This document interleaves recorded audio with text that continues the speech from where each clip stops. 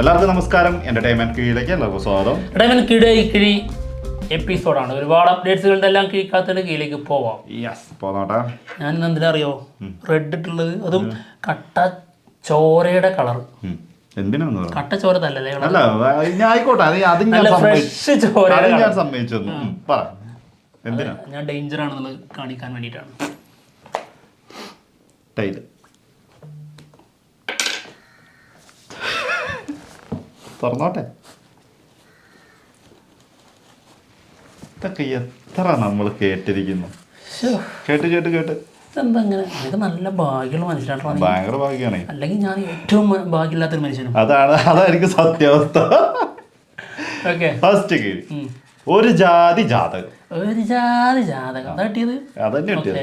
സിനിമയുടെ official teaser ഇന്ന് 6 മണിക്ക് വരുന്നുണ്ട്. എം മോഹനാണ് സിനിമ ഡയറക്റ്റ് ചെയ്യുന്നത്. വിനീത് ശ്രീനിവാസനാണ് പ്രധാന വേഷത്തിലെത്തുന്നത്. ഒരുപാട് നായികമാരും അതെ, ഒരുപാട് പേരുണ്ട്. എന്തായാലും ഒരുപാട് പ്രതീക്ഷയുള്ള സിനിമ കേട്ടോ. ടീസർ വരട്ടെ, നോക്കാം. ആരാ കഥ പറയുമ്പോൾ പിന്നെ മാണിക്കക്കല്ല് ഇതൊക്കെ ചെയ്ത സംവിധായകൻ സെറ്റാണ്. അതെ, സിനിമയും കൂടി സെറ്റായാൽ മതി. സെറ്റാവുമെന്നാണ് ഇൻഡസ്ട്രി ടോക്സ്. ഓക്കെ, അടുത്ത കിഴി ഗെറ്റ് സെറ്റ് ബേബേ.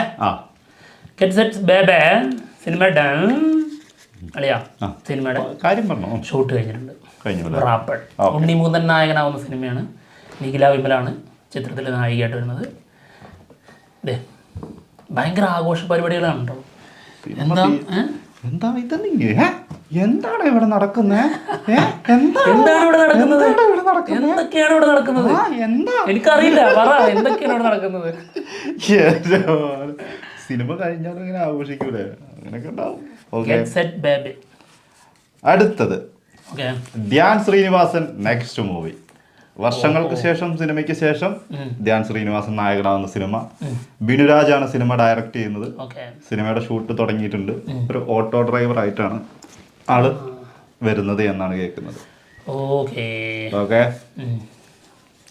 ധ്യാൻ ശ്രീനിവാസനെ കുറിച്ച് പറയുന്ന ഒരു സംഭവം ഉണ്ട്. അതെന്തായാലും വർഷങ്ങൾക്ക് ശേഷം എന്ന സിനിമ കൊണ്ട് മാറ്റുമായിരിക്കാം. തീർച്ചയായും. അതായത് വെള്ളിയാഴ്ച വന്ന് ബോംബിടുന്ന നടൻ എന്നുള്ളതുണ്ടല്ലോ, അത് മാറുമായിരിക്കും. അതെന്തായാലും വർഷങ്ങൾക്ക് ശേഷം എന്തായാലും അതിനെ കുറിച്ച് ഒരു കാര്യം പറയില്ല. അത് മാറ്റിയിട്ട് വീണ്ടും അതേ ലെവലിൽ തന്നെ പോവോ എന്നുള്ളത് ധ്യാൻ ഒന്ന് ചിന്തിക്കണം. ശ്രദ്ധിച്ചാൽ നന്നായിരിക്കും. ഓക്കെ, അടുത്ത കിഴി ചിയാൻ 62.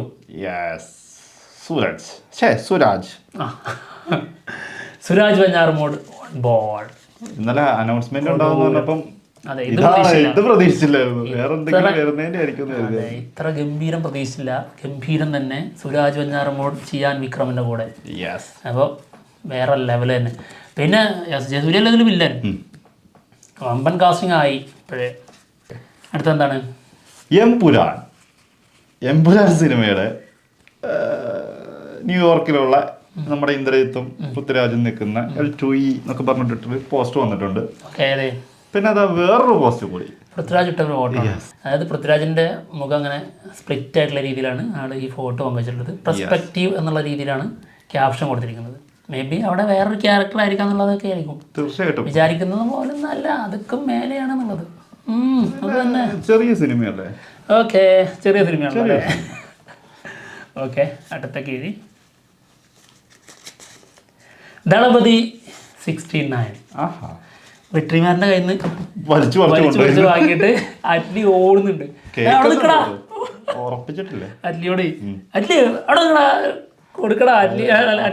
അപ്പൊ പറയാണ്, നീ ആദ്യം ഇതൊക്കെ ചെയ്യും, വാടിവാസലും പിന്നെ ഏതായിരുന്നു ഇത് 2 നിനക്ക് ചെയ്യാനല്ലോ, നീ ചെയ്തിട്ട് വാന്ന്. അല്ലേ, നമ്മുടെ ആഗ്രഹം എന്താന്ന് വെച്ച് കഴിഞ്ഞാല്, അതായത് ദളപതിയുടെ കരിയറിൽ അവസാനമായിട്ട്, അതായത് രാഷ്ട്രീയത്തിലേക്ക് ഇറങ്ങുന്നതിന് മുൻപുള്ള സിനിമ അതായിരിക്കും ദളപതി 69. അപ്പോൾ നല്ലൊരു സിനിമ ആവട്ടെ എന്നുള്ളതാണ്.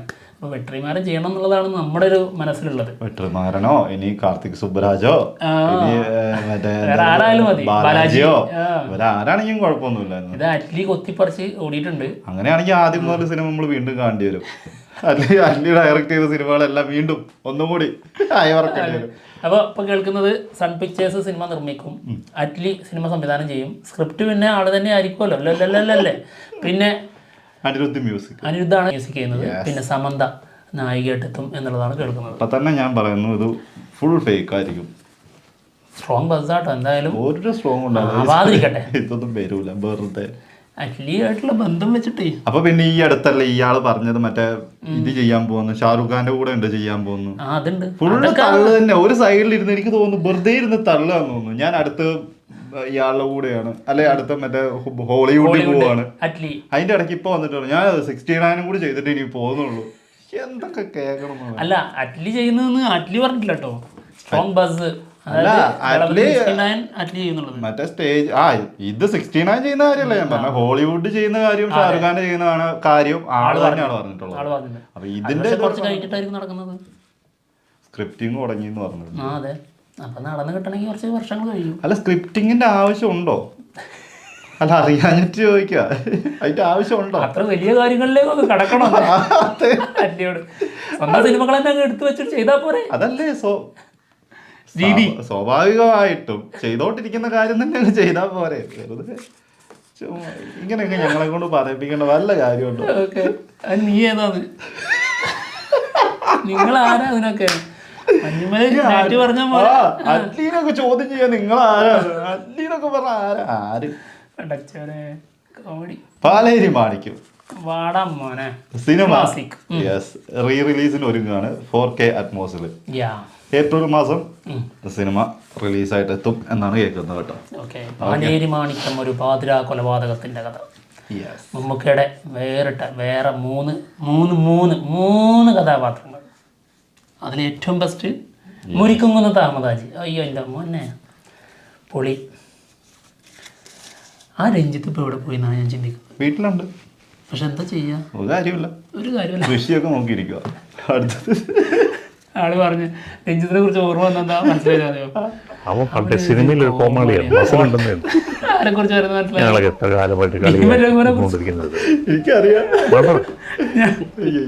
ഞങ്ങള് ചിരിക്കാറാ പതിവ് എന്നല്ലേ ആളെ കാണുമ്പോ. ഓക്കെ, അടുത്ത കിഴി Aadujeevitham, the goat life. രണ്ടാടാ ഇപ്പൻ്റെ കൂടെ ഇടവും വലവും. The greatest of all time, Aadujeevitham, the goat life. നടുക്കും കൂടി ഒരെണ്ണം വരുവാനും നന്നായിരുന്നു. നോക്കട്ടെ. എന്തായാലും ഗോട്ട് ലൈഫ് സിനിമയുടെ ബിഗ് അപ്ഡേറ്റ്. അതായത് ഇപ്പോൾ USA നമ്മുടെ എമ്പുരാൻ സിനിമയുടെ ഷൂട്ട് നടന്നുകൊണ്ടിരിക്കുകയാണ്. ആ ഷെഡ്യൂളിന് ശേഷം പൃഥ്വിരാജ് ലീവ് എടുക്കുമെന്നുള്ളതാണ് കേട്ടത്. എന്തിനു വേണ്ടിയിട്ടാണ്? നമ്മുടെ ആടുജീവിതം സിനിമയുടെ പ്രൊമോഷൻ്റെ ഭാഗമായിട്ട് അതിലേക്ക് ജോയിൻ ചെയ്യാൻ വേണ്ടിയിട്ട്. ഓക്കെ, വരട്ടെ. മാർച്ച് 28 നമ്മളൊക്കെ ഞെട്ടും അല്ലേ? ഞെട്ടിക്ക. പിന്നെന്താ ബെഞ്ച് മാർക്ക് ആവാനുള്ള സാധനം. അടുത്തത് മലയാളി ഫ്രം ഇന്ത്യ, ഡിജോ ജോസ് ആന്റണി സംവിധാനത്തിൽ നിവിൻ പോളി നായകനാവുന്ന സിനിമ. സിനിമയുടെ റിലീസ് ഡേറ്റ് മെയ് 1 പ്ലാൻ ചെയ്യുന്നുണ്ടെന്നാണ് കേട്ടത്. അപ്പം ഏപ്രിൽ അങ്ങ് തുടങ്ങിക്കഴിഞ്ഞാൽ പിന്നെ കടക്കാണ്, ആഘോഷമാണ്. പിന്നെ അങ്ങോട്ട് തുടങ്ങാണ്. അതായത് മാർച്ച് 28 മുതൽ അങ്ങ് സ്റ്റാർട്ട് ചെയ്യും. പിന്നെ വരാനുള്ളതൊക്കെ ഈ മാർച്ച് 7 കഴിഞ്ഞാൽ പിന്നെ വലിയൊരു സിനിമ ഇല്ല. നോമ്പല്ലേ? വെറുതെ അല്ലേ? അല്ലേ, ഒരുപാട് പത്തിരി കഴിക്കണ്ടേ? അത് കഴിക്കണം. പത്തിരി ഇപ്പൊ നീ തന്നില്ല, ഞാൻ ഇറങ്ങി ചെന്നിട്ടാണെങ്കിൽ എടുത്ത് കഴിക്കും. അത് പോട്ടെ. ഓക്കെ, അടുത്ത എന്നാലും ഇതുണ്ടാവൂലല്ലോ, സിനിമയുടെ അപ്ഡേറ്റ്സ് ഒന്നും ഇല്ലെങ്കിൽ ഭയങ്കര ഉണ്ടാവായിരിക്കും. എന്നാലും ഇടയ്ക്ക് ഓരോ സിനിമ കണ്ടില്ലെങ്കിലും ഭയങ്കര ബുദ്ധിമുട്ടാണ്. അത് ശരിയാ, സിനിമ കാണണം, അതാണ് അതിന്റെ ഒരു vibe. Okay, B Unnikrishnan next, Prithviraj നായകനാവും എന്നുള്ള ശക്തമായ റൂമേഴ്സ്.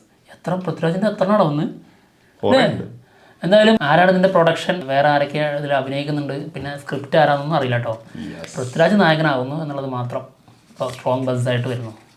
അടുത്തത് ഓക്കെ, തരുൺ മൂർത്തി ആഷിഖ് ഉസ്മാൻ മൂവി സിനിമയുടെ കാസ്റ്റിംഗ് കോള് നടന്നുകൊണ്ടിരിക്കുന്നുണ്ട്.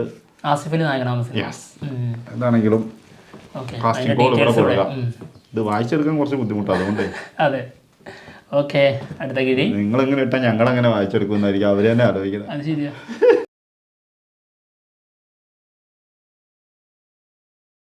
ഓക്കെ, അടുത്ത കിഴി. മഞ്ഞുമൽ ബോയ്സ്. കൊള്ളാം. മഞ്ഞുമൽ ബോയ്സ് സിനിമയുടെ ബിഗ് അപ്ഡേറ്റ്, അതായത് ബോക്സ് ഓഫീസ് അപ്ഡേറ്റ്സ് ആണ്. തമിഴ്നാട്ടിൽ മിന്നിച്ചുകൊണ്ടിരിക്കുകയാണ്. വമ്പൻ. അതായത് ഇതുവരെ ചരിത്രത്തിൽ, മലയാള സിനിമയുടെ ചരിത്രത്തിൽ ഇങ്ങനെ സിനിമ ഓടിയിട്ടില്ല. അത്രത്തോളം വേറെ ലെവലിലാണ് ഇതിന്റെ ട്രെൻഡ് പോയിക്കൊണ്ടിരിക്കുന്നത്. ഇപ്പൊ ഇന്നലെ നമ്മൾ പറഞ്ഞ അതേ കണക്കിലേക്ക് എത്തിയിട്ടുണ്ട്. സൺഡേ 4.8 കോടി തമിഴ്നാട്ടിൽ നിന്ന് മാത്രം കളക്ട് ചെയ്തെന്നുള്ളതാണ്.